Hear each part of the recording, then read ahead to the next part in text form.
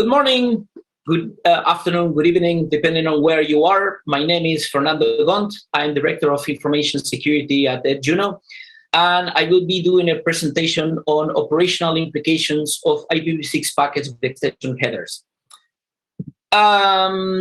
Let's start with an introduction to the topic of IPv6 extension headers. Essentially, IPv6 has changed the structure of IP packets, and if you look at a sample IPv6 packet, you can see that the structure of the packet follows like a linked list type of structure, where you have a mandatory IPv6 header. Then you have a variable number of extension headers. And then as the last header, you have the upper protocol, payload or header. Essentially, the idea here is that rather than having or that including the possible options in the IPv6 header itself, like in the same way that it is done for IPv4, what we do in IPv6 is to have a fixed length IPv6 header, and if we need to introduce any kind of options, we will introduce these options via extension headers that are inserted, if you wish, in between the base IPv6 header and the upper layer protocol. Okay? So this is a very general, structure of the packets, and obviously the benefit, if you wish, is that there is no practical or there's no theoretical limit when it comes to the number of options that you could possibly include. Because if you need more options, you add more extension headers in between, and you can support as many options as you might want to support. Now, what's the problem? What's the basic problem with this basic structure? The problem is that if for some reason you wanted to process layer 4 information, the only way that you have to actually access that information is to process each of the headers at a time, jumping from one header to the next header, and so on, until you get to the upper layer protocol. There's nothing like a pointer to the upper layer protocol header that would allow you to skip all the options and jump right into the upper layer protocol. So in this example, for example, in this sample packet where we have the basic IPv6 header, and then we have a number of extension headers in between, and then a TCP header. If we had some device that for some reason needed to obtain TCP information, it would have to start processing the IPv6 header. Then it would jump into the next header, which in this case it's a hop-by-hop options extension header. Then it would look at the length of the header, and based on that, it would jump to the next header, etc., etc. Now, there are a couple of problems, as you might expect, that are associated with these kind of processing. The first one is that the structure of the packet is of variable length, and there are a number of architectures for which this is not really friendly. So the headers can be at any place in the packet, because all of the headers are of variable length. So this is not friendly with a number of architectures.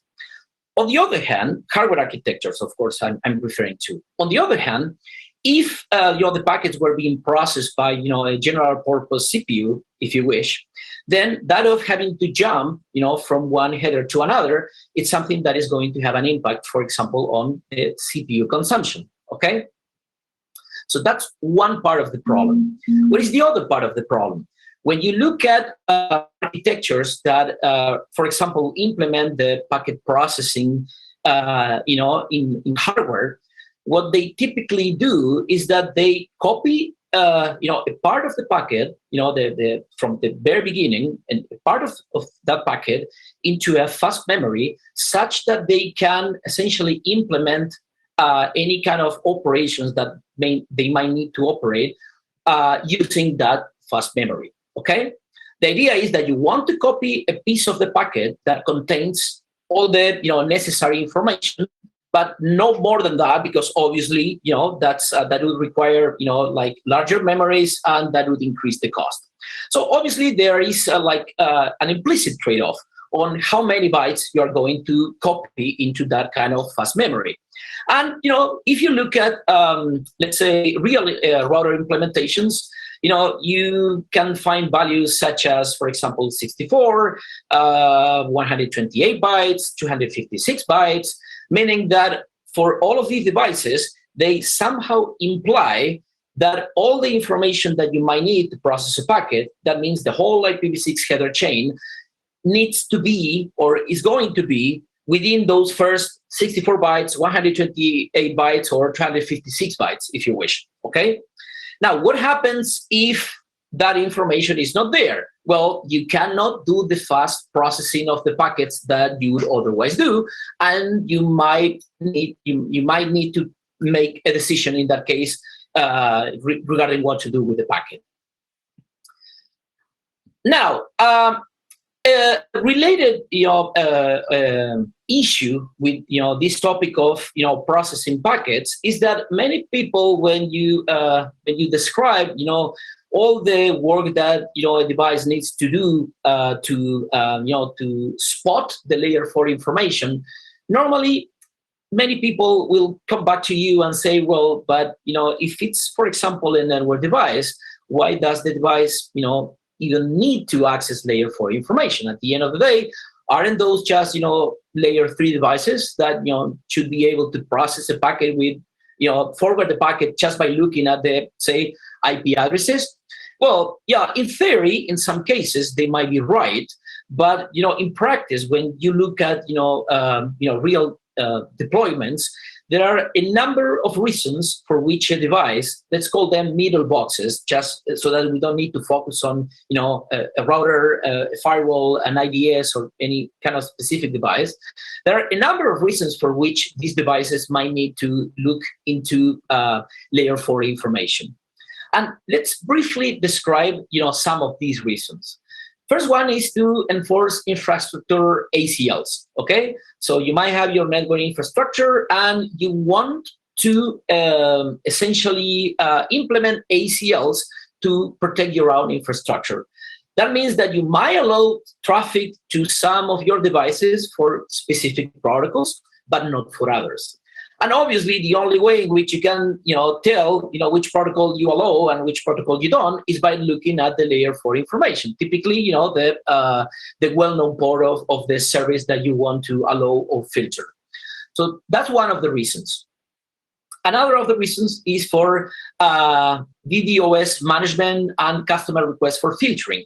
So let's consider the scenario in which, for example, you have a client.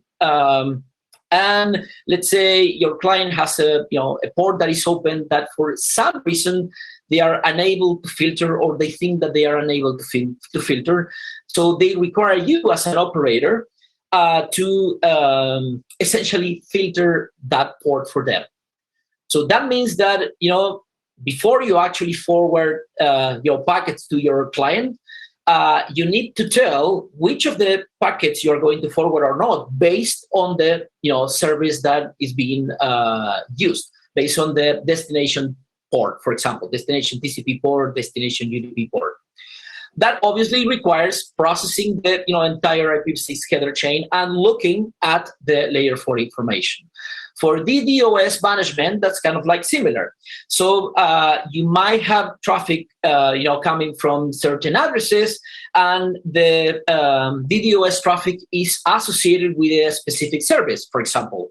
And to the extent that is possible, you like to, drop packets that you assume are part of the DDoS attack, but not traffic that seems to be benign. Seems to be valid, legitimate, okay? Again, in that kind of scenario, what you need to do is not only look at the IP addresses, but also at the transport protocol ports, which require any device that is processing the packets to process the entire IPv6 header chain to get to the upper layer protocol.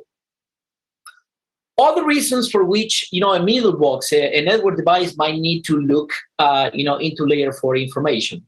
For example, when you have a ECMP or hash-based load sharing, typically what you try to do, the situation that you have, the scenario that you have is that you have a network device and you have multiple links over which you could possibly forward packets. Okay, so what you want to do, normally is to share the load among all those links. Okay, and you could possibly share the load by just sending packets to one link or the other round robin. But the problem with that with that approach for load sharing is that forwarding or deciding they're going link round robin will normally lead to renumbering events that are not nice for the transport protocols, and eventually has an impact, a negative impact on the user experience. So what you normally want to do is to forward all of the packets that correspond to the same flow over the same link. And as you might expect, one of the typical or traditional ways to do that is to compute a hash over a number of parameters, such as the IP addresses involved and the transport protocol ports involved. Meaning, again, that in order to compute that hash, you need to obtain the layer 4 information, and in order to obtain the layer 4 information, you need to process the entire IPv6 header chain. Other, you could say, more obvious scenarios or requirements for accessing layer 4 information is firewalling. Obviously, in the most common case, you implement and enforce firewall rules, at least by looking at the IP addresses and transport protocol port numbers involved. So that will obviously require the device to access the layer 4 information.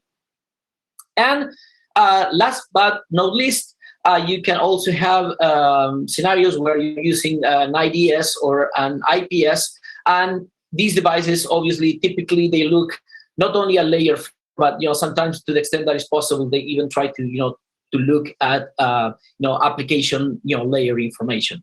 Again, this requires that you access at least layer 4 information, meaning that you need to process the entire IPv6 header chain. Now, you might wonder, okay, what will happen if for some reason a device needs to process a packet, needs to access layer 4 information to process the packet, but for some reason is unable to access that layer 4 information. Think about, for example, the two scenarios that I described before, like limits, for example, on CPU usage, or limits on the size of the memory, fast memory that is employed for packet processing. Well, in those scenarios, there are essentially two options. One option is to, or basically three options, if you wish. One is to just, forward the packet without looking at the layer 4 information, which, in many cases, it doesn't make any sense at all. The second option is to stop the packet, and not process it at all. And the possible third option would be to try to process the packet in software, which, as you might expect, is a no-go. You don't want to be, throwing packets to your, device CPU, for the CPU to process it. So what happens in, many cases is that, operators configure devices such that when they cannot access the information that they require to properly process the packets, they drop the corresponding packets. As I mentioned before, we have essentially two different kinds of limits that you will see in practice. So you will see devices that enforce limits or that have implicit limits on the number of headers that they are able to process. So you might see that devices that if you include a single extension header in a packet, the packet will be forwarded and things will work as expected. But if you include, let's say, over 8 or over 16 extension headers, then the corresponding IPv6 packet will get dropped. On the other hand, as I mentioned before, there's also a limit associated with the length of the IPv6. So it's not about in this case, we're not talking about the number of extension headers, but about the length of the extension header itself. For example, it could be the result of having a single extension header, so just one extension header, but of, let's say, 1,000 or 2,000 bytes, okay? So there are these two limits in place. And when you look at, different kind of devices, you might see one in place or the other in place, or in some cases, both of them in place. These are the limits that, when hit, will typically result in the packets, being dropped. A few years ago, we had a meeting called the IPv6 Hackers Meeting, where we have a number of presentations quite interesting. And one of the presentations that we had at the time was an assessment presented by Eldad Sack, where one of the things that he tried to present was what was the performance of network devices. On one hand, when they have IPv4 only traffic, IPv6 only traffic, or mixed IPv6 and IPv4 traffic, but also Eldad had presented measurements of the performance of different network devices when the IPv6 traffic that they were processing, the traffic included IPv6 extension headers. Okay. So in this slide, essentially, we have a summary of the measurements that Eldad did for a specific device, where you have what's the the throughput when you have IPv6 traffic without extension headers, and what's the throughput when or the loss in throughput when the traffic incorporate extension headers. So this this is like a data point which shows you that the extension headers have a concrete impact on real world network devices. And you as an operator, when faced with these kind of situations, you might need to make a choice as to whether it's okay for you to deal with these, for example, performance implications, or this is actually not acceptable at all, and you might need to essentially drop packets that employ IPv6 extension headers.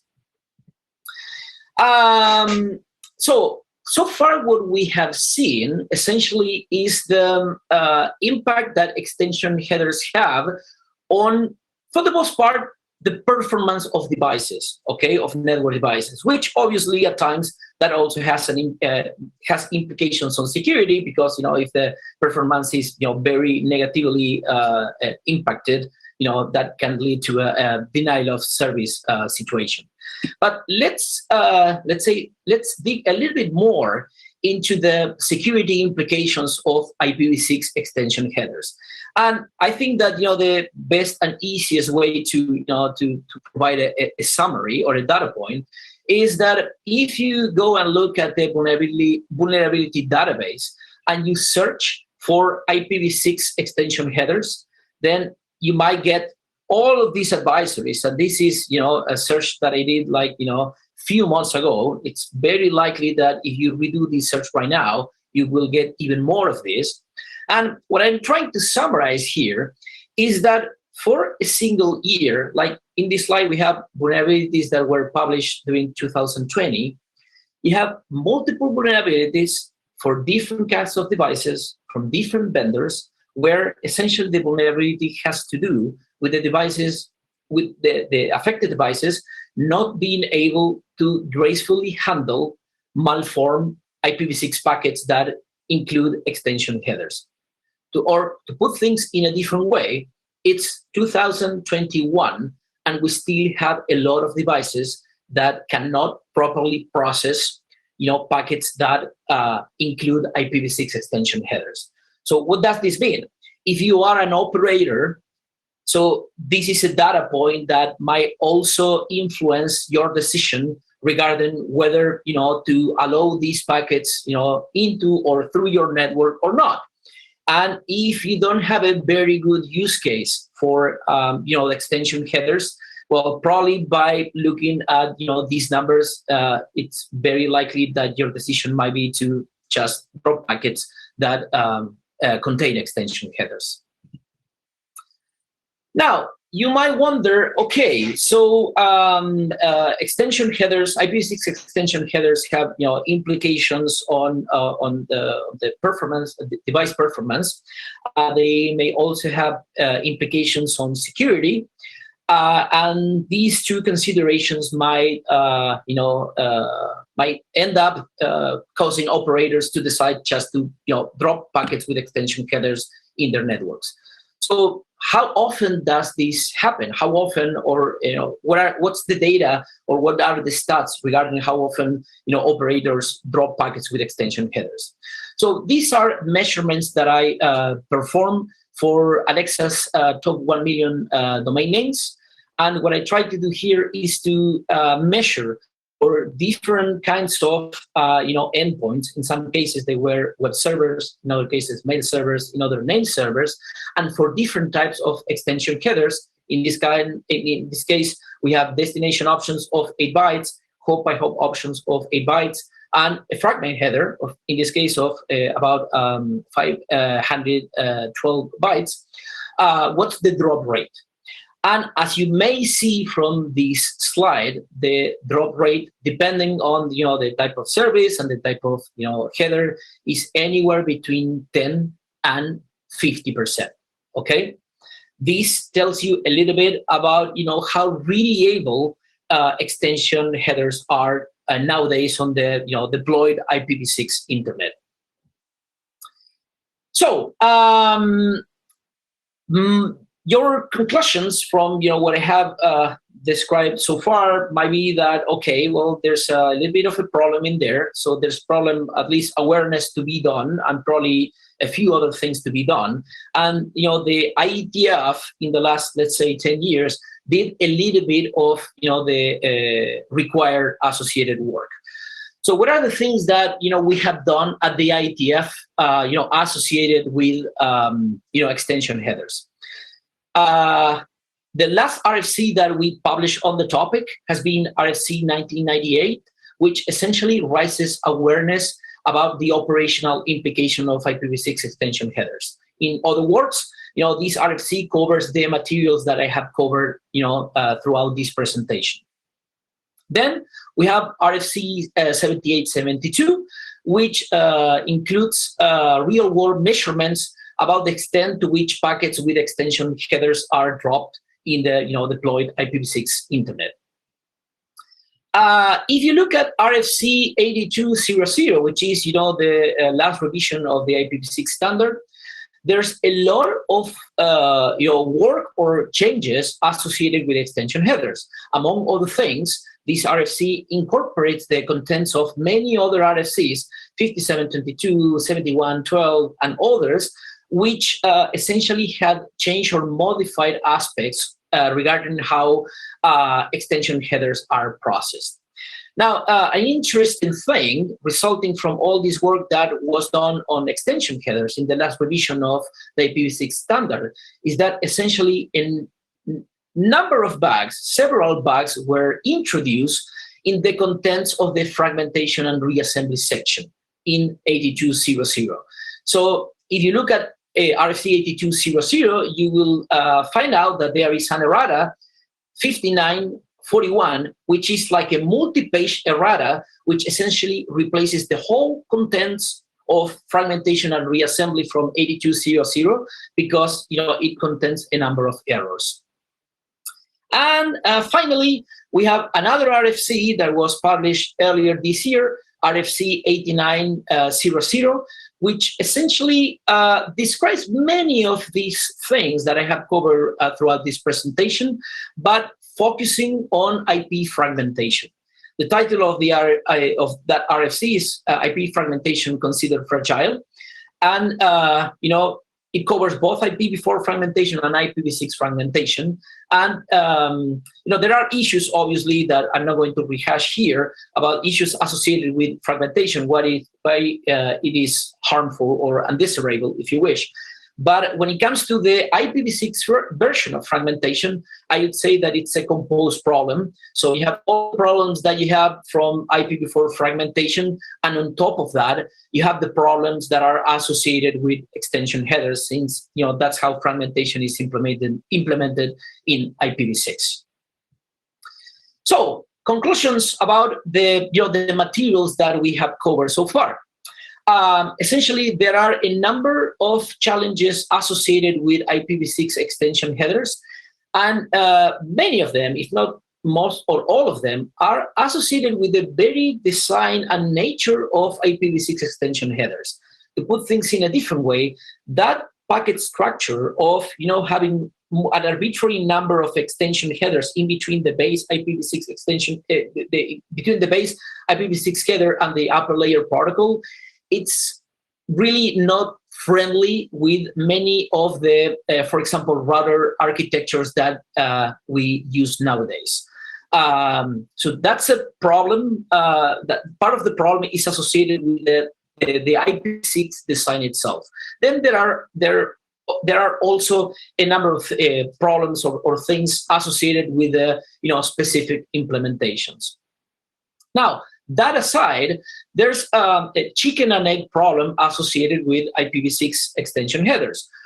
On one hand, you have a number of limits in implementations that essentially introduces a number of operational challenges for operators.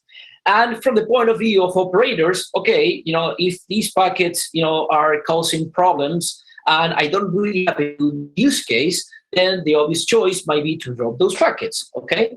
So that's the situation in which we are right now. On the other hand, from the perspective of vendors, if if there's not really a good use case, and the extension headers, the IPv6 extension header feature is not really really able and well supported, there's not really much motivation to actually try to improve the support in their own products. So what I think that we have, and that we will have probably for quite some time now, is that we will be facing this chicken and egg problem, in which we will not see use cases for IPv6 extension headers because the feature is not really well supported in the deployed internet.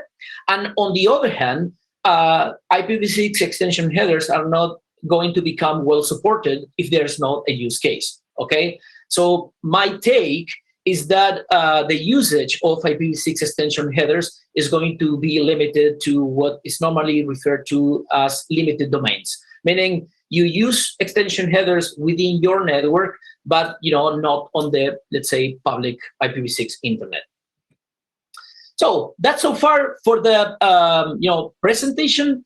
I will be taking questions now, and besides that, the questions that you might raise, you can find in this slide my email address, and after the presentation, if you have any questions, you may also send your questions via email to me, and I will respond if possible.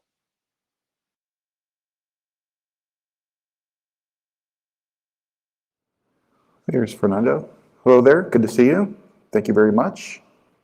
We unfortunately, Fernando, can you hear us okay? Yeah, perfectly. Okay, thank you. We're slightly squeezing up against time. We may have time for one question. I didn't see one online as I came up, and I don't see one at the mic, so let's do this, not just to send you away immediately. I had a question of my own, if I could. Most of the talk was centered around the forwarding of packets and what the implications are with the headers. Is there anything that you see or foresee that could be a problem with the end hosts and their interaction with headers in terms of probably amplification or somehow they might respond? That might be a network operational problem? Or is this strictly a intermediate node issue that you focused on? Yes, hosts are as bad as forwarding devices at processing extension headers. If you want a data point, one of the few remotely exploitable vulnerabilities in OpenBSD that was discovered in the last 20 years was based on IPv6 extension headers. So, the quality of the code is really bad, and, that has associated security implications. That's what I would say are the implications on the host side too.